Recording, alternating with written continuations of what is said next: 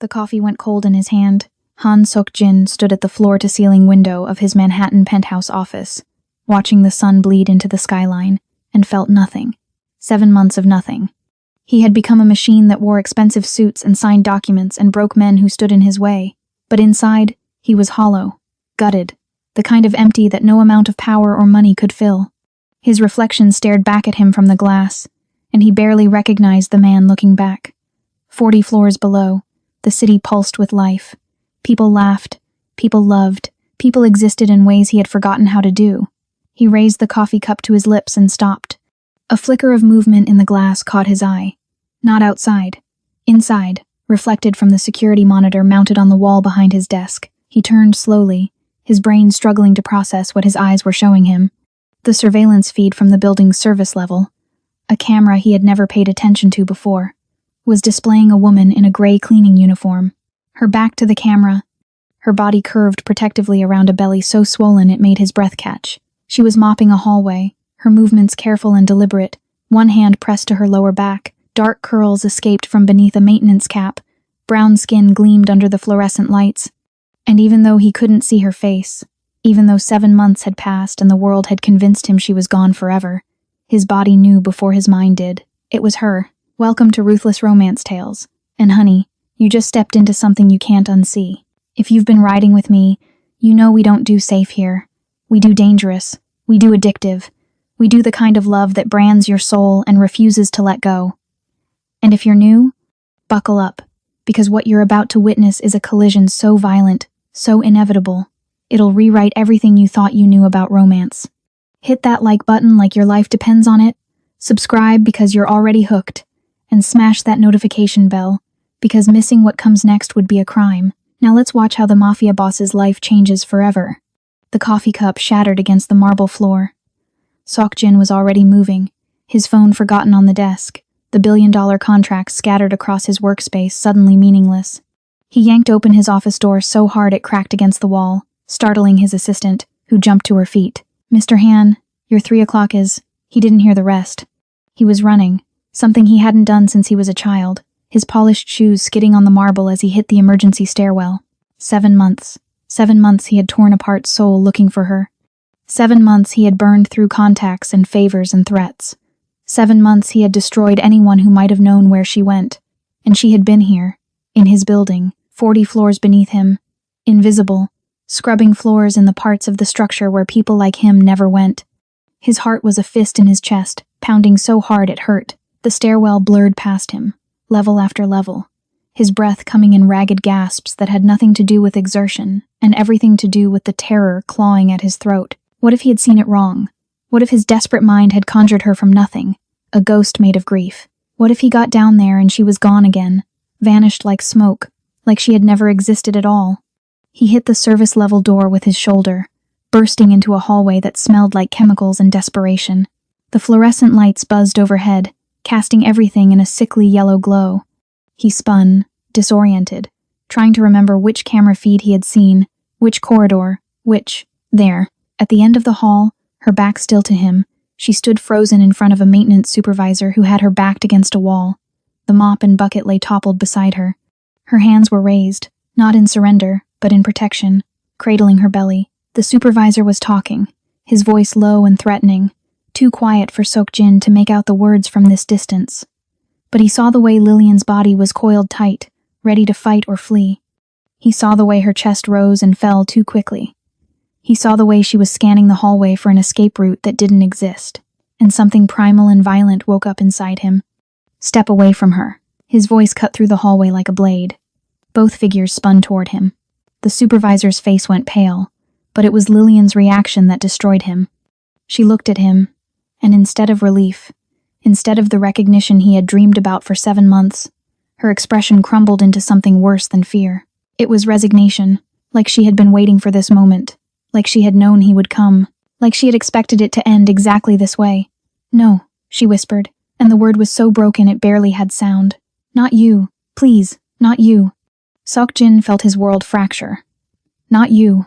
Like he was the threat. Like he was the danger she had been hiding from. Lillian. What? The supervisor moved. Fast. Too fast for someone who was supposed to be maintenance staff. He grabbed Lillian's wrist and yanked her against him, producing a switchblade from somewhere in his uniform, the edge pressed to the soft skin of her throat. "Don't move, mister." "Han." The voice was wrong. Too cultured. Too familiar. "Don't even breathe wrong, or I open her throat, and you watch your air bleed out on this dirty floor." Time stopped. Seokjin's brain cataloged details at lightning speed. The shoes, Italian leather, obscenely expensive. The watch visible beneath the uniform cuff, a Patek Philippe he had given as a bonus 2 years ago. The way the man held the knife, professional, trained. The posture of someone used to command. Recognition slammed into him like a freight train. Kangdae, his underboss, his father's chosen successor. The man who had stood beside him at his father's funeral 4 months ago and promised loyalty until death. Kangdae smiled, and it was the smile of a man who had already won. Surprise. Lillian made a small, wounded sound. Her eyes locked on Seokjin's, and in them, he saw the terrible weight of betrayal. She thought he knew. She thought he had sent Kangdae. She thought this was all part of some elaborate punishment, some game he was playing. "I didn't know." The words ripped from his throat. "Lillian, I swear to God, I didn't know." Kangdae laughed. "Of course you didn't. You were too busy playing empire builder in New York while I cleaned up your father's mess back home. He wanted her gone. Wanted you to learn what happens when you bring disgrace into the family. I simply made the arrangements. My father's dead, true. But by then, I realized she was actually useful. Turns out your little accountant girlfriend noticed some irregularities in the books before you sent her away. Embezzlement is such an ugly word, don't you think? So I kept her close, kept her quiet, kept her exactly where I could watch her."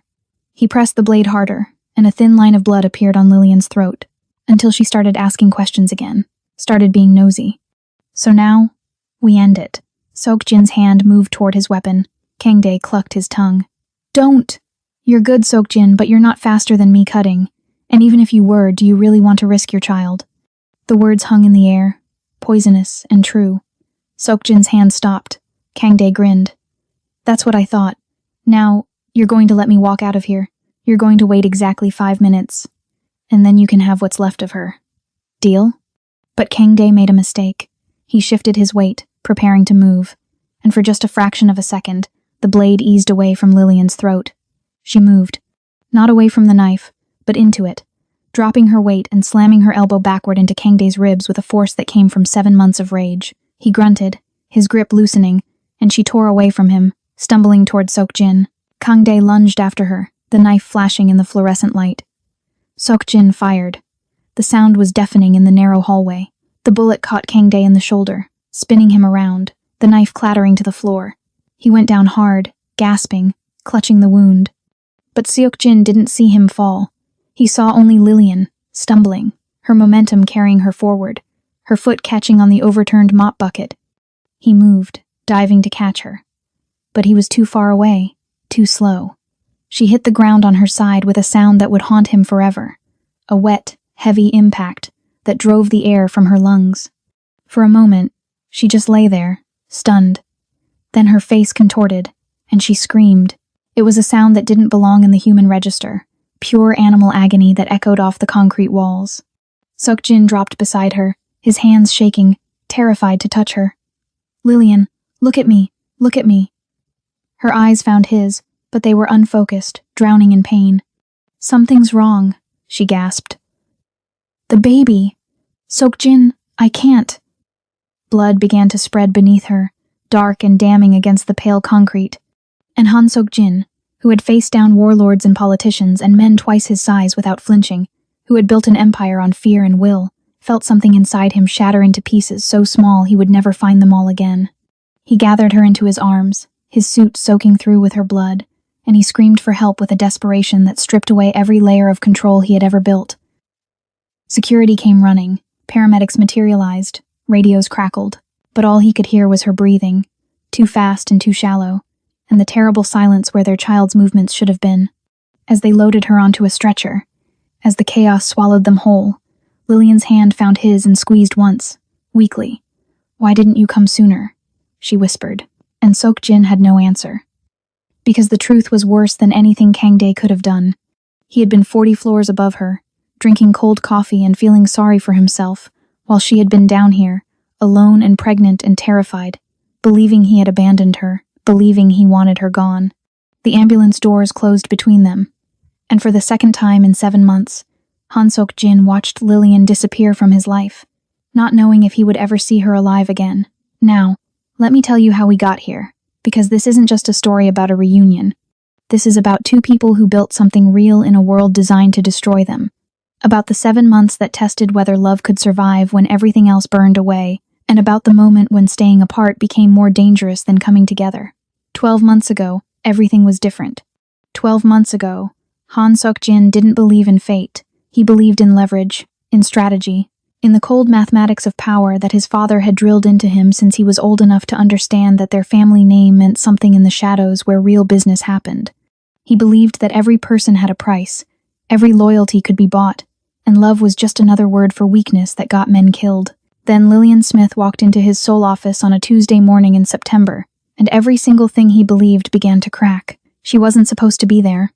The accounting firm had sent their senior partner, some gray-haired man with 30 years of experience laundering numbers for people who needed their books to tell prettier stories than the truth. But the senior partner had food poisoning, and they had sent her instead. Their newest hire, 26 years old, American, black, wearing a navy pantsuit that was professional but not expensive, carrying a laptop bag that had seen better days, her natural curls pulled back in a bun that was already losing its battle with the soul humidity. She walked into the conference room where Sok-jin sat with his father and 3 underbosses, and she didn't flinch. Most people flinched. Most people took one look at Han Dae-jung, at the way his silence filled a room like poison gas, and they remembered urgent appointments elsewhere. But Lillian just set down her bag, opened her laptop, and said, "Gentlemen, let's talk about your tax exposure." Her voice was steady, professional, completely unimpressed. Sok-jin's father leaned back in his chair, a predator assessing prey. "We were expecting Richard. Richard's currently intimate with his toilet bowl. You get me instead." She pulled up a spreadsheet. "I've reviewed your filings for the last 3 years. We have some problems." Kangdae, sitting to Sok-jin's left, made a sound low in his throat. "Problems?"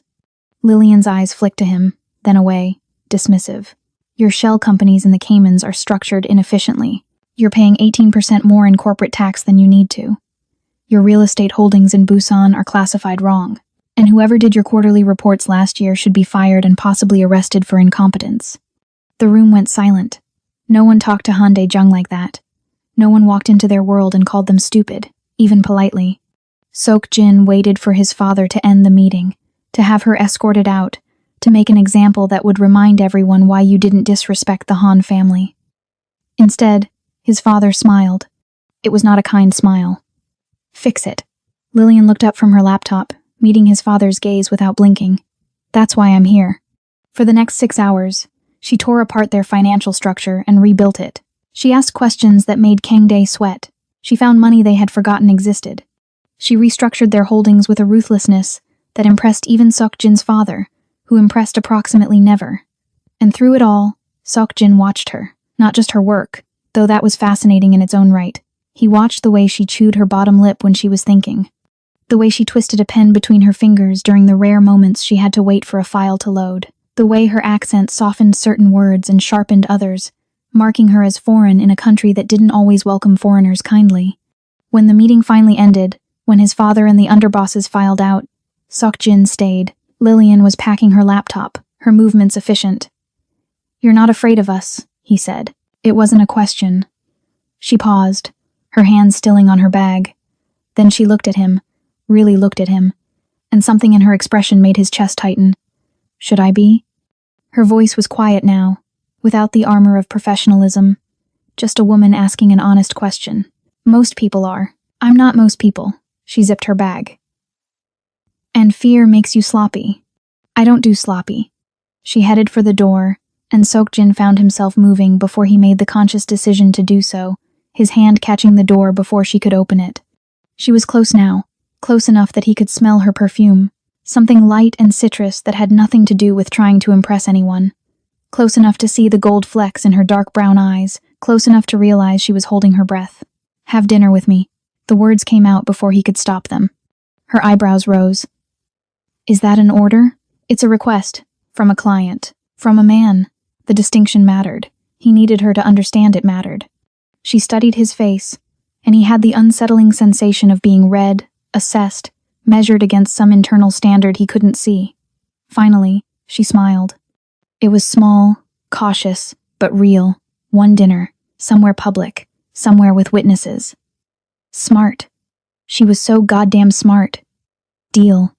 That night, in a restaurant where the lighting was soft and the tables were far enough apart for privacy without intimacy, Sok-jin learned that Lillian Smith had grown up in Brooklyn, that she had put herself through college and graduate school working 3 jobs, that she liked mystery novels and hated action movies because the plots never made sense, that she had come to Seoul on a 2-year contract because she wanted to see the world before she settled into the kind of life where adventure died quietly in suburban routine.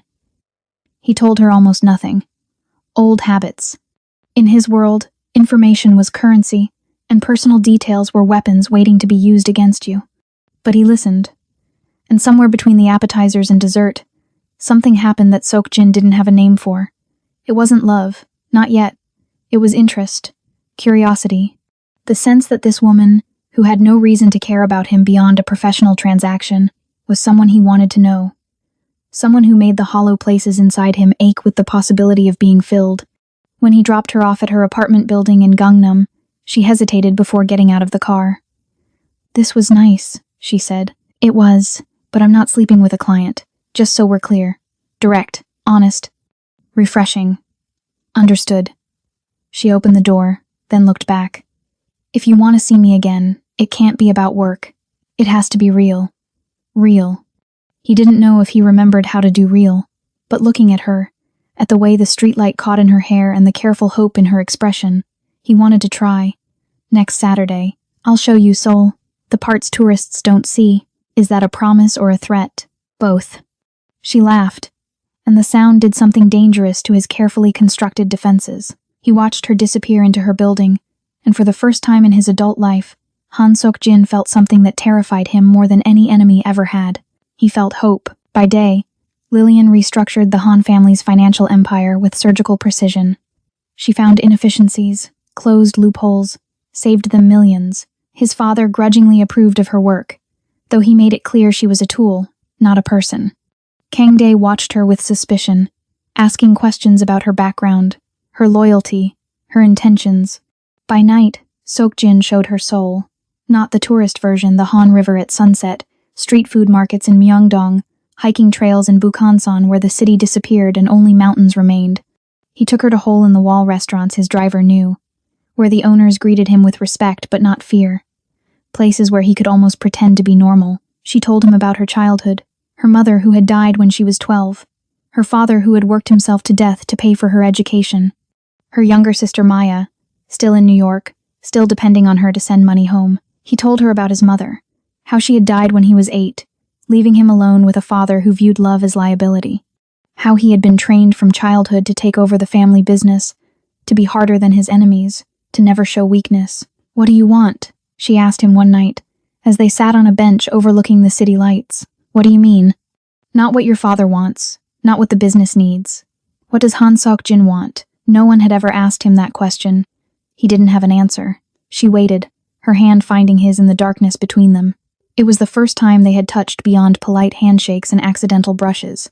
"I don't know," he admitted finally. "I've never thought about it. Then maybe it's time to start." They were having dinner at his penthouse. She had finally agreed to be alone with him, though she had texted her location to 3 friends and made him promise not to try anything Mafia-ish.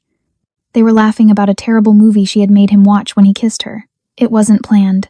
It wasn't strategic. It was just a moment where the space between them became unbearable, and he closed it. She kissed him back, soft at first, then deeper, her hands sliding up to tangle in his hair.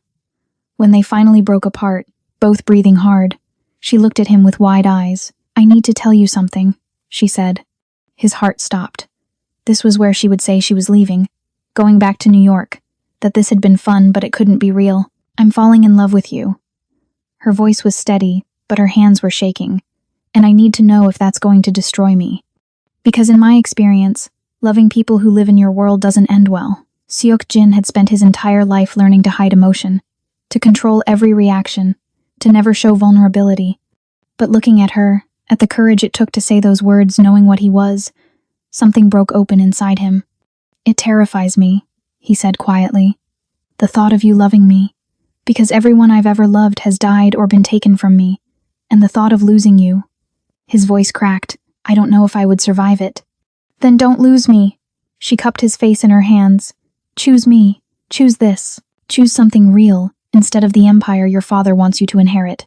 "I don't know how." "Then learn. We'll figure it out together." They made love that night. Slowly, carefully, like they were both afraid of breaking something precious.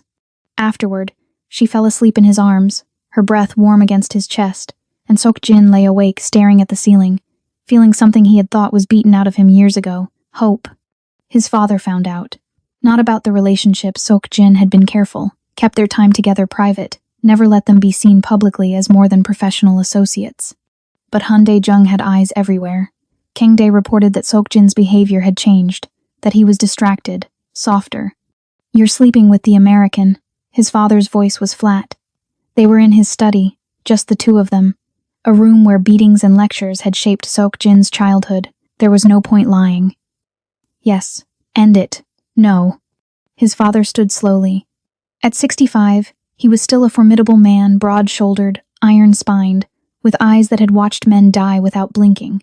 That was not a request. "I'm not a child anymore." Sok-jin's voice was steady. "I've done everything you asked, taken over the businesses you wanted, made the deals you demanded, but this is mine. Nothing is yours." His father's voice was ice. "Everything you have, I gave you. Everything you are, I made you. And I will not watch you throw away everything I built for some foreign woman who will leave you the moment she realizes what you really are. She already knows what I am. Then she's stupid or desperate. Either way, she's a liability." Sok-jin met his father's gaze without flinching. "If you touch her, if you do anything to hurt her, I will burn everything you've built to the ground, and then I'll disappear where you'll never find me." The threat hung in the air between them. His father's expression didn't change, but something shifted in his eyes. Calculation. Reassessment. "You would choose her over your family. She is my family."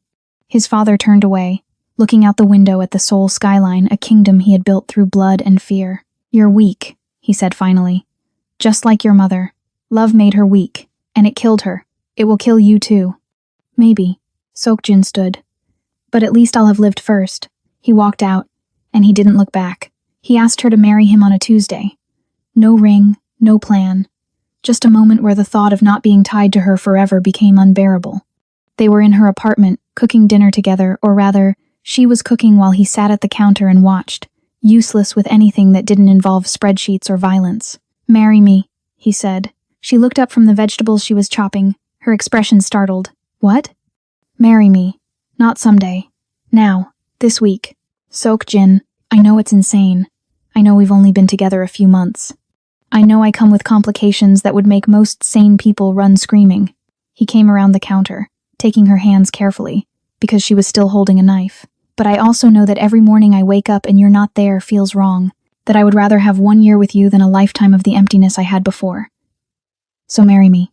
Please." She set down the knife. Her hands were shaking. "Your father will never accept this. I don't care. He'll try to destroy me. I'll protect you." "You can't promise that." Her voice broke. "People like your father always win. They always find a way to take what matters most. Then we make sure there's nothing he can use against us. We get married quietly. City Hall. Just us. He can't destroy what he doesn't know exists." She laughed, but it came out wet. She was crying. "A secret marriage. Very romantic. I'll give you romance later. Right now I'm giving you everything I am and hoping it's enough." She kissed him. Hard. Desperately. When she pulled back, her eyes were bright with tears, and something fiercer. "Yes, damn you, yes." They married 3 days later at Seoul City Hall. No guests. No family. Just 2 witnesses pulled from the hallway and a bored clerk who processed the paperwork with the enthusiasm of someone filing tax returns. Lillian wore a simple white dress she had bought that morning. Seok-jin wore a dark suit. They exchanged plain gold bands, nothing expensive, nothing that would draw attention. When the clerk pronounced them married, Sok-jin kissed his wife and felt the last piece of the wall around his heart crumble to dust. They spent their wedding night in a small hotel in Bukchon, away from his penthouse, away from anywhere his father's people might see them. They made love slowly, carefully, like they were memorizing each other. And afterward, as she slept curled against him, Sok-jin made a silent promise. He would keep her safe, no matter what it cost, No matter who he had to become, Lillian discovered she was pregnant on a Wednesday morning. She took 3 tests, all positive, and sat on the bathroom floor of her apartment staring at them with a mixture of terror and wonder. She told him that evening. They were at his penthouse. She had been staying there more and more, though she still maintained her apartment as cover. "I'm pregnant." The words hung in the air between them. Sok-jin was at his desk, reviewing contracts. He looked up, certain he had misheard. "You're about 6 weeks. I went to the doctor today to confirm. It's early, but it's real." He stood slowly, the contracts forgotten. "How do you feel?" "Terrified." Her laugh was shaky. "Your father already hates me. This is going to make everything worse. Or it changes everything." He crossed to her, pulling her into his arms. "A child. Our child." He pressed his hand to her still flat stomach, and something fierce and protective woke up in his chest. "He's a grandfather now. He'll have to accept." "He won't." She looked up at him, and there was fear in her eyes he'd never seen before. "Sok-jin, we need to think about this. Really think. Can we raise a child in your world? Will they be safe? Will I? I'll make sure of it." "How?" He didn't have an answer. Because she was right. His father would see this as the ultimate betrayal. An heir born to a woman he considered beneath them. A mixed child who would dilute the bloodline. "We'll figure it out," he said finally. "Together, like we always do." But even as he held her, even as he felt the fragile beginning of life between them, a cold certainty settled in his gut. This was going to end badly. The only question was how much he could save when it all came crashing down. His father found out about the marriage first. Kang-dae had been following Lillian. Sok-jin discovered this later, too late to matter. He had seen them together at the hotel. Had noticed the rings they wore only when they were alone. Had put the pieces together and reported back. Han Dae-jung waited until Sok-jin was in New York on business. Then he made his move. Lillian was working from home, reviewing financial documents, when Kang-dae showed up at her apartment with 2 men. "Mr. Han would like to see you." She knew better than to go. Texted Sok-jin immediately. "Something's wrong. Kang-dae is here." But Kang-dae took her phone.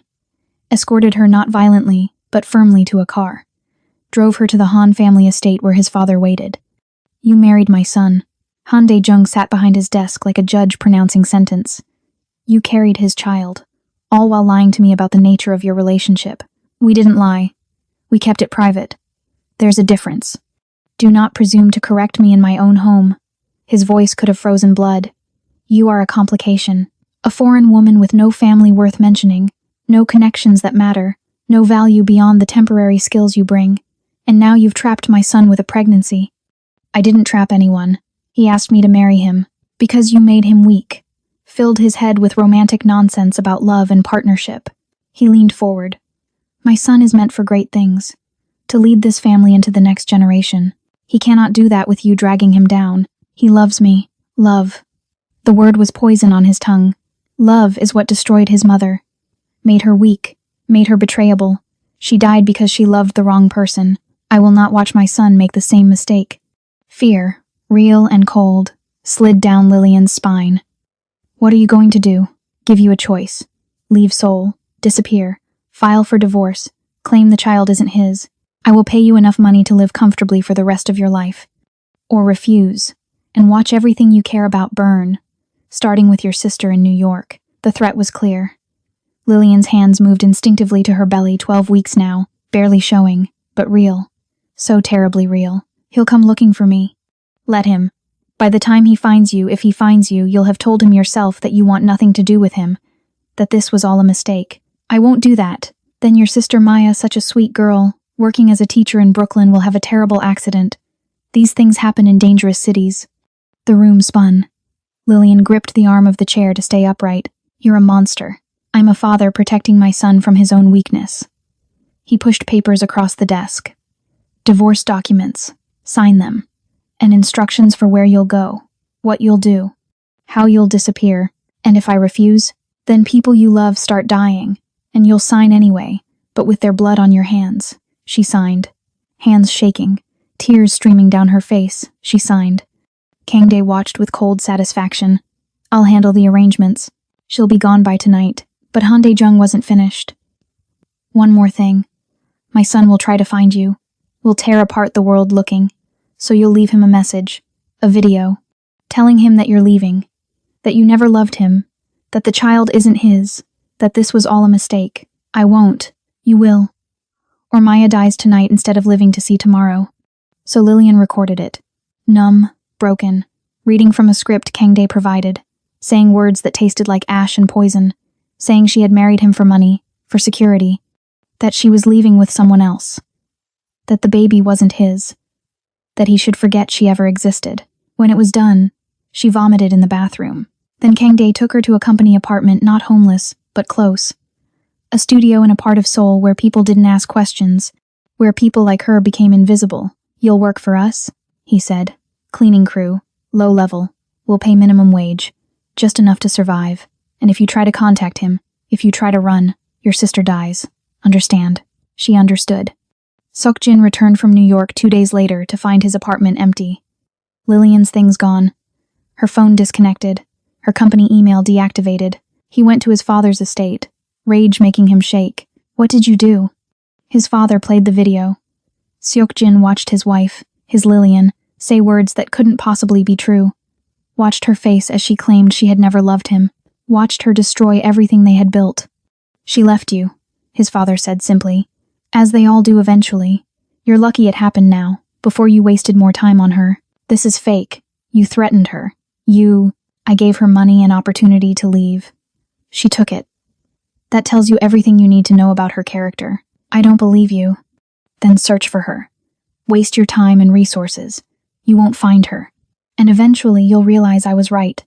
That love is weakness. That family, real family, blood family is all that matters. Seok-jin searched. For 7 months, he searched, hired investigators, called in favors, tore through Seoul looking for any trace of her. He found nothing. It was like she had evaporated from existence. His father had made sure of that. And Kangdae, who had helped orchestrate everything, who had kept Lillian trapped and hidden and working 40 floors below where Seok-jin lived and worked in New York, watched and waited. Because Kangdae had been stealing, embezzling millions from the Han family accounts, and Lillian, in her months of working for the company, had noticed discrepancies, had asked questions, had become a liability, keeping her close, keeping her silent, keeping her believing that Seok-jin had abandoned her. That was the perfect solution. She couldn't expose the embezzlement without exposing herself. And if she died in some accident, well, these things happen to invisible people all the time. But Kangdae had made one mistake. He had kept her alive. Present day, 40 floors below where it all began, Lillian Smith had learned to make herself invisible. It was a skill she had perfected over 7 months of scrubbing floors in the building, where she once walked through the front entrance in tailored suits, carrying leather briefcases, her name on business cards that meant something. Now she wore gray. She kept her head down. She moved through the service corridors like a ghost, and most days, that was enough. Most days, no one looked at her twice. Most days, she survived. Today was not most days. The supervisor had been watching her for weeks. She felt his eyes tracking her movements, lingering on her swollen belly, calculating something she couldn't quite name but knew in her bones was dangerous. She had tried switching shifts, tried working different floors, but the building was his territory, and there was nowhere to hide. When he cornered her in the supply hallway during the afternoon shift change, when everyone else was either clocking out or too far away to hear, Lillian knew the careful balance she had maintained was about to shatter. You've been asking questions. His voice was casual, conversational, but his body blocked the only exit. About payroll discrepancies. About missing inventory. About things that aren't your concern. Lillian kept her voice steady, her hands resting on her belly where the baby was kicking, restless. I haven't asked anything. I just do my job. He stepped closer. Too close. The smell of his aftershave was overwhelming in the narrow space. See? That's the problem. You're too good at your job. Too observant. Too smart for someone who's supposed to be cleaning toilets and forgetting she ever had ambitions. Her heart was pounding, but she forced herself to meet his eyes. 7 months ago, she would have backed down. 7 months ago, she had believed what they told her, that she was worthless, that Seok-jin had wanted her gone, that she deserved this exile. But 7 months of carrying a child had changed something fundamental inside her. She had become steel wrapped in exhausted flesh. I need this job. I'm not causing trouble. He smiled, and it was the smile of a man who had already decided how this would end. Too late for that. His hand shot out, gripping her wrist hard enough to bruise, yanking her toward him. Lillian's other hand instinctively moved to protect her belly, and he used her off-balance momentum to slam her against the concrete wall. Pain exploded through her shoulder.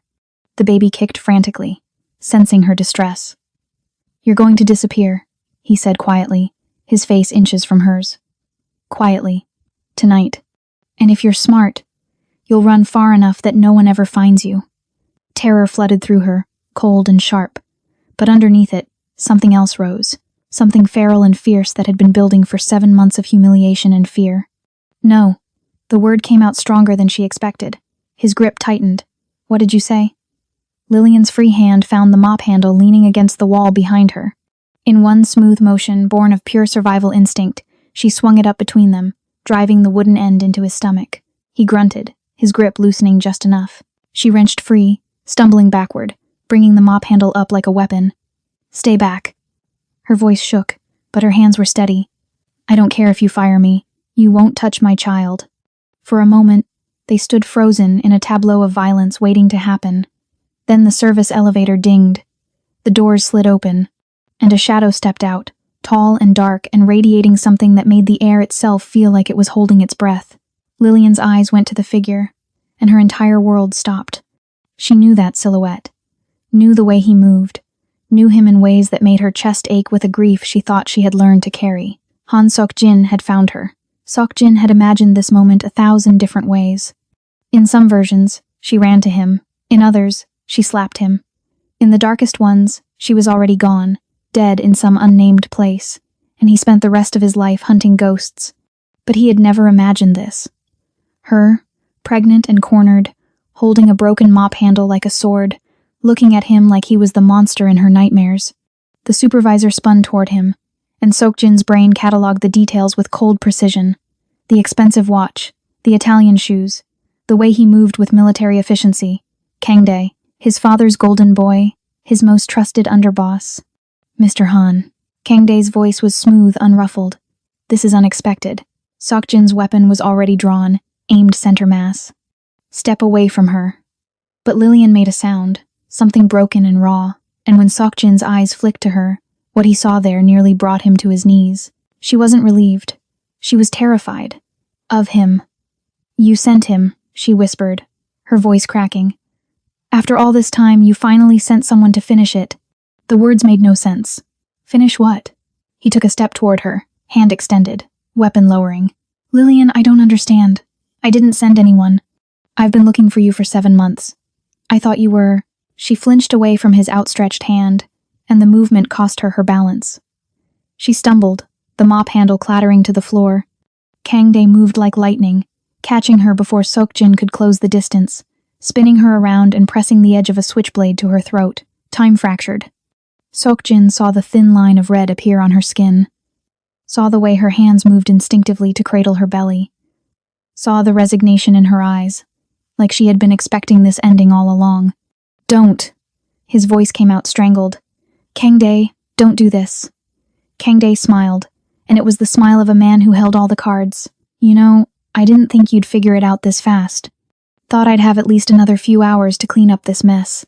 He pressed the blade harder, and Lillian made a small, wounded sound that drove spikes through Sok-jin's chest. "But here we are." "Why?" Sok-jin kept his weapon trained, but his hands were shaking. He couldn't risk the shot, not with Lillian in the line of fire, not with his child pressed against a blade. "Why do this?" Kangdae laughed. "Your father wanted her gone, said she was a stain on the family honor, an American, black, common. He gave me very specific instructions about making her disappear after you refused to do it yourself." The words were bullets, each one finding its target. "My father's dead. He's been dead for 4 months." True. But by then, I'd realized she was more useful alive. Your little accountant noticed things she shouldn't have. Money moving in ways that didn't match the books. So I kept her close. Kept her scared. Kept her believing you wanted her erased. Kangdae's eyes gleamed. Turns out embezzlement is easier when the only person smart enough to catch it thinks she's already lost everything. Sok-jin's mind was racing, connecting pieces, the missing funds, the quarterly reports that hadn't made sense, the way Kangdae had been so helpful after his father's death, so eager to take on more responsibility. "How much did you take?" 43 million, give or take. Kangdae shrugged. Would have been clean too if she hadn't started asking questions again last week. Some people just can't help themselves. Lillian's eyes met Sokjin's across the space between them. In them, he saw the terrible weight of 7 months of lies. 7 months of believing he had abandoned her. 7 months of surviving alone in the belly of his own building, while he searched the world for her. "I'm sorry," he said, and the words felt pathetically inadequate. "Lillian, I swear I didn't know." Her lips moved, forming words he couldn't hear. Then Kangdae shifted his weight, preparing to move, and the blade eased away from her throat for just a fraction of a second. Lillian drove her elbow backward into his ribs with everything she had. Everything happened in the space between heartbeats. Kangdae's grip loosened. Lillian tore free, stumbling toward Sokjin. Kangdae lunged after her, the blade flashing under fluorescent lights. Sokjin fired. The gunshot was deafening in the narrow corridor, the sound bouncing off concrete walls like thunder. The bullet caught Kangdae in the shoulder, spinning him sideways. He hit the wall hard, the knife clattering across the floor, his hand clutching the wound as blood seeped between his fingers.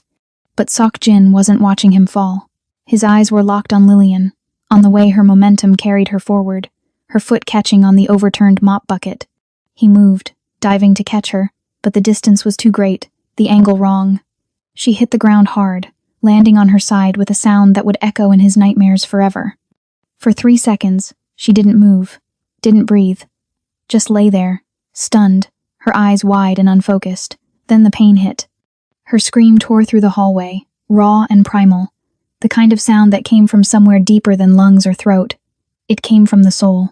Sokjin dropped beside her, his hands hovering over her body, terrified to touch her, terrified not to. "Lillian, Lillian, look at me. Tell me where it hurts." Her hands were pressed to her belly, her face contorted. "The baby," she gasped. "Something's wrong. Sokjin, I can't feel." She couldn't finish.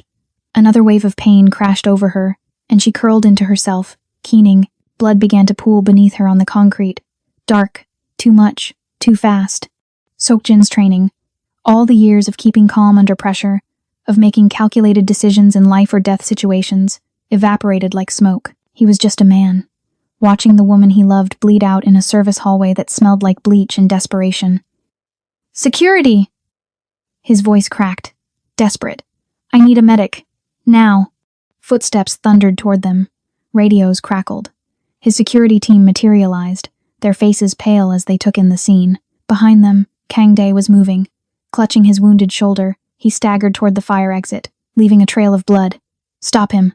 Sokjin shouted, but his men were frozen, caught between protecting their boss and pursuing the threat. Kangdae slammed through the exit door, and it crashed shut behind him. 2 of Sokjin's men broke away to follow. But Sokjin's attention was already back on Lillian. "Ambulance is 3 minutes out," one of his men said, but 3 minutes might as well have been 3 hours. Sokjin gathered Lillian into his arms, cradling her against his chest. She was shaking, her breath coming in short, sharp gasps. "Stay with me," he whispered against her hair. "Please, Lillian, just stay with me." Her hand found his, gripping with surprising strength. "Why didn't you come sooner?" The question was barely audible, but it cut deeper than any blade. "I didn't know where you were. I looked everywhere. I swear to God, I looked everywhere." His voice broke. "I'm so sorry. I'm so goddamn sorry."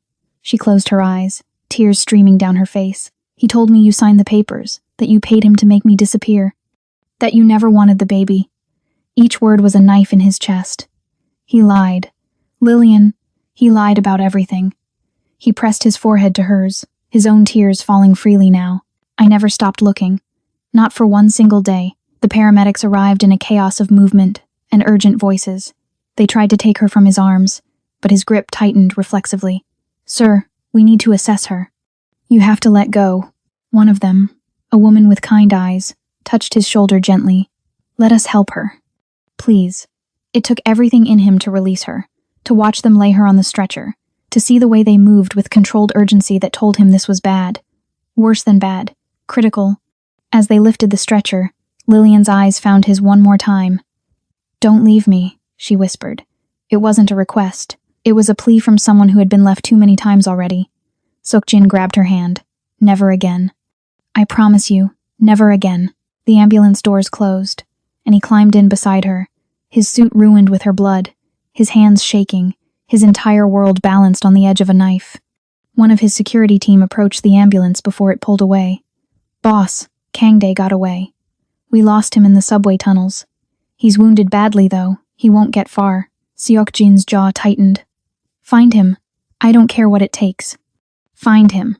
Then the ambulance lurched forward, and all thoughts of vengeance disappeared in the face of keeping Lillian alive. The ambulance ride lasted 7 minutes that felt like 7 lifetimes. Lillian drifted in and out of consciousness, her grip on Seokjin's hand alternating between crushing and slack. The paramedics worked with mechanical efficiency, checking vitals, inserting IVs, their faces carefully neutral in the way medical professionals learn to mask fear. Seokjin watched the monitor above her head, watched the numbers that meant nothing to him but everything to the woman struggling on the stretcher. Blood pressure's dropping, one paramedic said quietly to the other. "We need to move faster." The driver didn't respond with words, just pressed harder on the accelerator. Seokjin felt the ambulance surge forward, weaving through Manhattan traffic with sirens screaming. Lillian's eyes fluttered open, finding his face. "The baby," she whispered. "Is the baby?" Her voice broke. She couldn't finish the question because she was terrified of the answer. He squeezed her hand, trying to pour every ounce of strength he had into that touch. "They're doing everything they can. Just hold on. Please, just hold on." I tried to protect him. Tears streamed down her temples into her hair. "For 7 months, I did everything right. I took the vitamins. I ate properly, even when I had nothing. I worked myself to exhaustion to keep us alive. And now, a sob tore through her. Now I'm losing him because I couldn't just stay down, couldn't just be invisible." The words shattered something in Seokjin's chest. She thought this was her fault. After everything Kangdae had done, everything his father had orchestrated, she believed she had failed. "This isn't on you." His voice was fierce. "None of this is on you. You survived 7 months in hell. You protected our child when the entire world was trying to break you. You fought back when you had every reason to give up. You're the strongest person I've ever known." She turned her face away, fresh tears falling. "Your father was right. I don't belong in your world. Don't." The word came out sharper than he intended. "Don't you dare finish that sentence. My father was a bitter, cruel man who measured worth in bloodlines and power. He was wrong about everything that mattered." The ambulance lurched to a stop.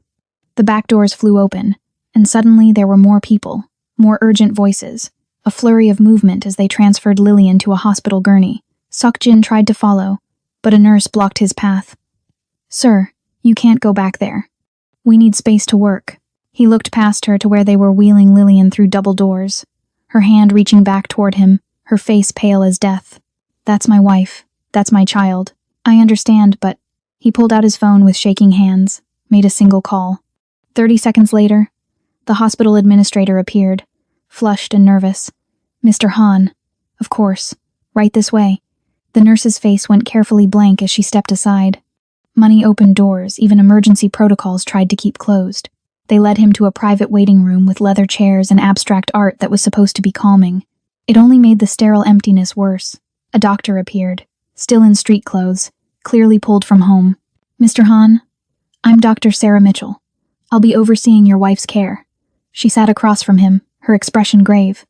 "The fall caused significant trauma. Her blood pressure is dangerously high, and we're seeing signs of placental abruption. The baby's heart rate is dropping." Seokjin's world narrowed to a pinpoint. "What does that mean?" "It means we need to operate immediately. Emergency C-section."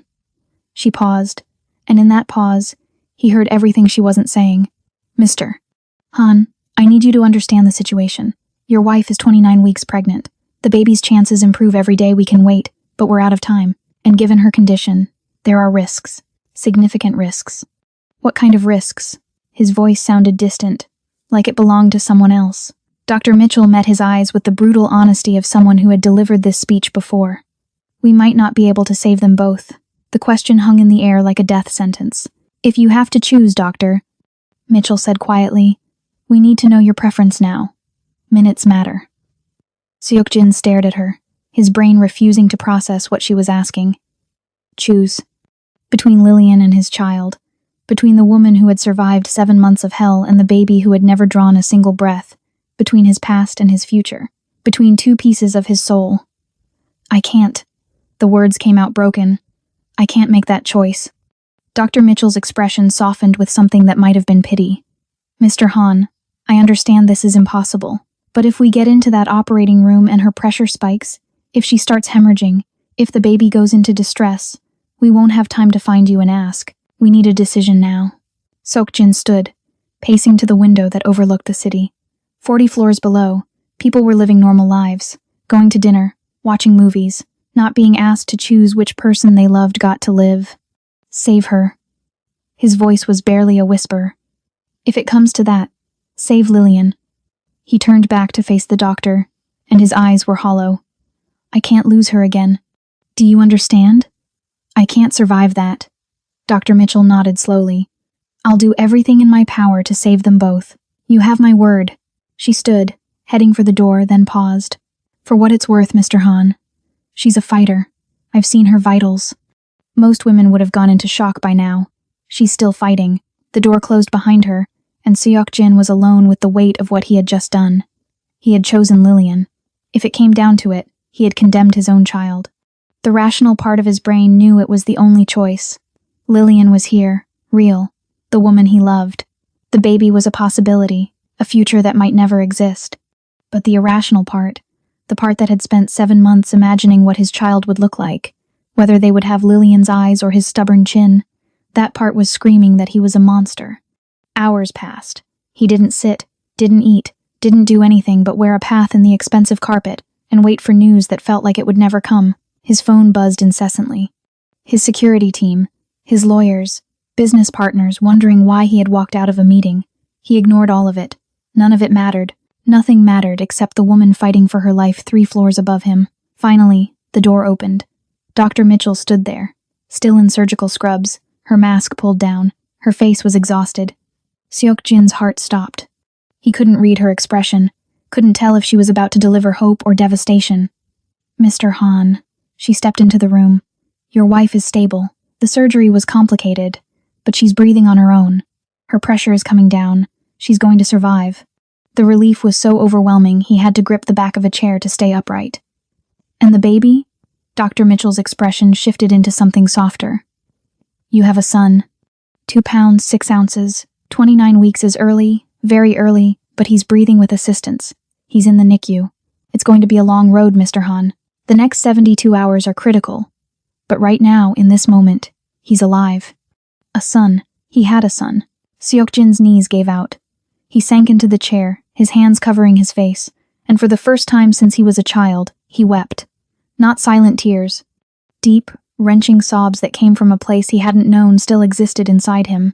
Dr. Mitchell placed a hand on his shoulder. Would you like to see your wife? He nodded, unable to speak. She led him through corridors that smelled like antiseptic and hope, to a recovery room where Lillian lay connected to machines that beeped softly in the dimness. Her eyes were closed. Her face was gray with exhaustion, but her chest rose and fell with steady breaths. Seok-jin approached the bed like he was walking on sacred ground. He took her hand gently, careful of the IV. Lillian. Her eyes fluttered open. Unfocused at first, then sharpening as they found his face. The baby, she whispered hoarsely. Tell me. We have a son. He's small, but he's fighting, just like his mother. A single tear rolled down her cheek. Then she turned her face away from him. The silence in the hospital room was heavier than any words could have been. Seok-jin stood beside Lillian's bed, still holding her hand, feeling the warmth of her skin against his palm, but the distance between them stretched wider than the 7 months they had been apart. She was alive. Their son was alive. He should have felt relief, gratitude, something other than this hollow ache in his chest. Lillian, please. Look at me. She kept her face turned toward the window, toward the city lights blurring through her tears. I can't do this. Her voice was so quiet he had to lean closer to hear. I can't live in a world where my child gets hurt because of who his father is. That won't happen again. I swear to you. You can't promise that.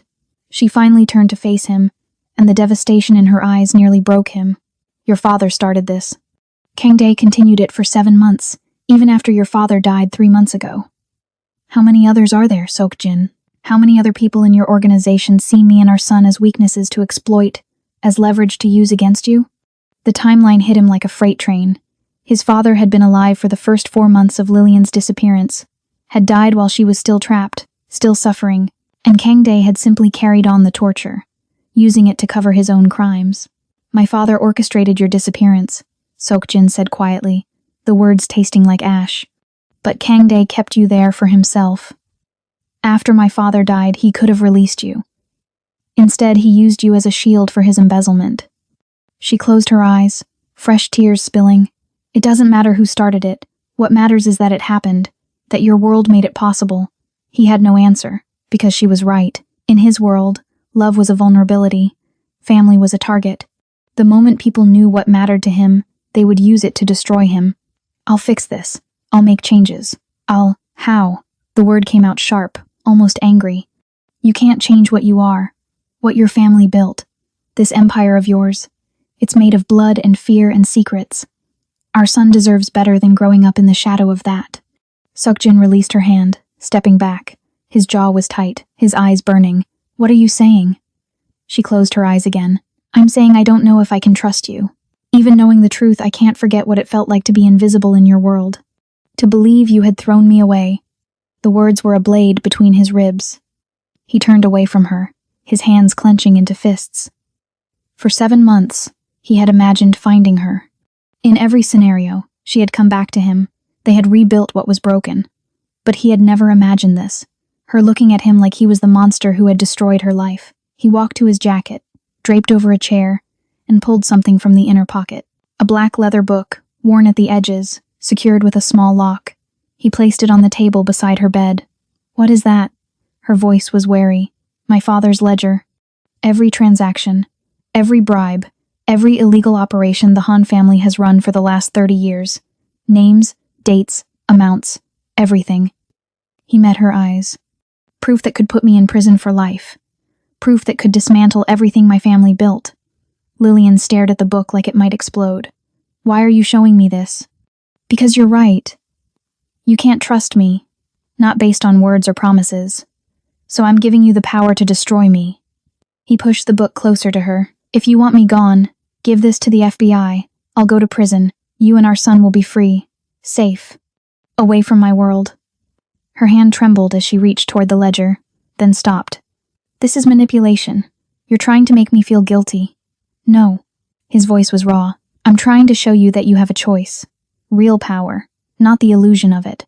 I'm putting my life in your hands because I don't know any other way to prove that I meant every word I ever said to you. What words? We barely had 3 months together before everything fell apart. She was right. They had been a beginning, not a story. A spark, not a fire. 3 months of dinners and conversations and falling into something that felt like it could become love, given time. But time had been stolen from them. Then let me tell you now. He pulled a chair close to her bed, sitting so their eyes were level. I love you. I have loved you since the day you walked into my office and called my father's accounting incompetent.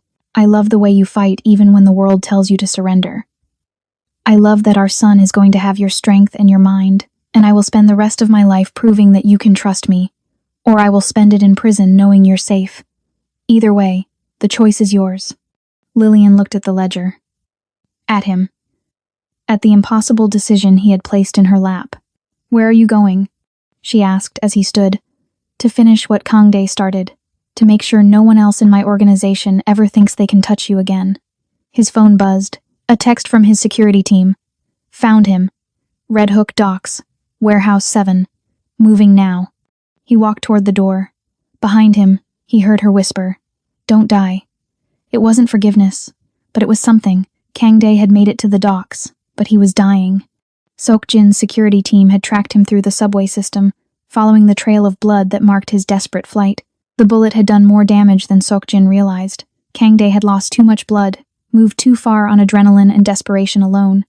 By the time he reached the warehouse in Red Hook, he was barely conscious, propped against a shipping container, his makeshift bandage soaked through. This was where deals were made in the language of violence, where men who broke the rules came to disappear. Kangdae had called in every favor, reached out to every contact, but no one was coming. Word had already spread through the underworld. Han Seokjin was hunting, and no one wanted to be caught in the crossfire. Seokjin entered through the front door. No stealth, no strategy. Just a man walking into hell with nothing left to lose. The warehouse was dimly lit, shadows pooling between stacks of containers. He found Kangdae exactly where his team said he would be. Slumped, pale, Dying slowly. Kang Dae's eyes flicked up as Seokjin approached, and he laughed. It came out wet, painful. Come to finish it? Seokjin stood over him, weapon holstered. He didn't need it. Kang Dae was no threat anymore. Why? The question had haunted him through the entire drive here. Why keep her there after my father died? You could have let her go. Disappeared with the money. Started over. Kang Dae coughed, blood flecking his lips. She noticed the discrepancies. Before everything fell apart, she was reviewing the books, asking questions. Your father's death gave me the perfect excuse to keep her silent, keep her afraid, keep her exactly where I could watch her and make sure she never talked. He smiled through the pain, worked perfectly until she started getting nosy again last week. Where's the money? Seokjin's voice was flat, emotionless. Kang Dae gestured weakly to a container behind him. In there, 43 million. Everything I took. Everything I earned cleaning up your father's messes. He looked up at Seokjin with dimming eyes. You going to kill me? Make it look like an accident? Seokjin studied him. This man who had tortured Lillian, who had stolen from his family, who had used his father's prejudice as a shield for his own crimes. 7 months ago, he would have killed him without hesitation. But 7 months ago, he hadn't held his son, hadn't watched Lillian fight for their lives. No. He pulled out his phone, made a call. I'm going to let you rot in prison for the rest of your life. Kang Dae's expression shifted to confusion, then fear. What? The FBI has been investigating the Han family for years. Never quite had enough evidence. Seokjin pulled open the container door. Inside were bricks of cash, neatly stacked. Until now, your money, your warehouse, your fingerprints all over everything. He pulled out a lighter, and Kang Dae's eyes went wide. No, you can't. Seokjin flicked the lighter, tossing it onto the money. The flames caught instantly, spreading with hungry efficiency. You wanted the kingdom? Here's the ashes. He stepped back as the fire roared to life. Smoke billowing into the warehouse. Sirens wailed in the distance, growing closer. I called them before I came in. Anonymous tip. They'll find you here, wounded, surrounded by burning evidence. They'll find the ledgers you kept, the records of every transaction. You're insane, Kang Dae gasped. You're implicating yourself. No, I'm setting myself free. Seokjin turned toward the exit. My father's ledger is already with the FBI. I made the call 2 hours ago. Cooperating witness. Immunity in exchange for testimony against everyone else. Your name was first on the list.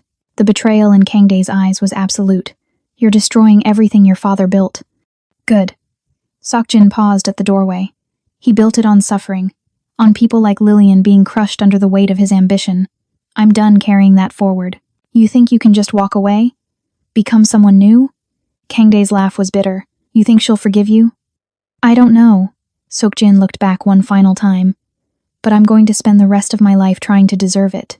He walked out into the night as police cars screamed into the parking lot. He raised his hands, showing he was unarmed, and let them cuff him. Protocol. He had called this in. They would process him, verify his immunity deal, and release him. Inside the warehouse, Kang Dae screamed as the flames grew higher, and the police moved in to extract him. The money burned. The empire burned. And Han Seokjin walked away from the ashes, ready to build something new. When Seokjin returned to the hospital, dawn was breaking over Manhattan. He was covered in smoke and ash, his hands blackened, his clothes ruined. He stopped outside Lillian's room, suddenly terrified to open the door, terrified of what he might find, or not find. He pushed the door open slowly. The room was dim, early morning light filtering through the blinds. Lillian was awake, sitting up slightly in bed, staring at the black ledger on the table beside her. She had opened it. Pages were spread across her lap, filled with his father's meticulous handwriting. Names, numbers, crimes that stretched back decades. She looked up as he entered, and her eyes moved over him, cataloging the damage. You're alive. It wasn't quite relief in her voice, more like observation. I am. He moved closer, his gaze dropping to the ledger. Have you decided? She was quiet for a long moment, her fingers tracing the edge of a page.